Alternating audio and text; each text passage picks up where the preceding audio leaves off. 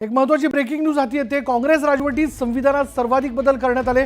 इंदिरा गांधींच्या राजवटीत संविधानात 99 वेळा बदल करण्यात आलेत। मात्र देशाचे संविधान इतकं परिपक्व झालं आहे की या संविधानाची कोणी छेडछाड करू शकत नाही आणि या संविधान कोणी बदलू शकत नाही। त्यामुळे संविधान बदलण्याचा आरोप करणं बंद करा असा टोला मुख्यमंत्री देवेंद्र फडणवीस यांनी विरोधकांना लगावला। स्वर्गीय श्रीमती इंदिराजींचं सरकार होतं। त्या सरकारने सांगितलं की नाही, आम्ही न्यायालयापेक्षा सुप्रीम आहोत आणि 24वी घटना दुरुस्ती केली आणि 24व्या घटना दुरुस्तीमध्ये त्या ठिकाणी सांगितलं की पार्लमेंटला ॲब्सोल्यूट पॉवर आहे, अनिर्बद्ध अधिकार आहे। आम्ही या संविधानाचा कुठल्याही प्रकारे बदल करू शकतो। कुठल्याही संविधानाच्या आर्टिकलमध्ये पाहिजे तो बदल आम्ही करू शकतो।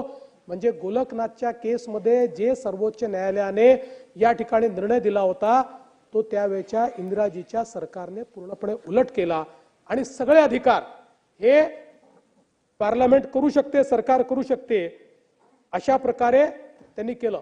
पण हा जो कायदा होता ना, मिसा, कुठलाच मूलभूत अधिकार नाही, नो स्क्रुटिनी, नथिंग। मला वाटलं जितेंद्र आव्हाडांना आत्ताच्या आत्ता जेलमध्ये टाकायचं आहे,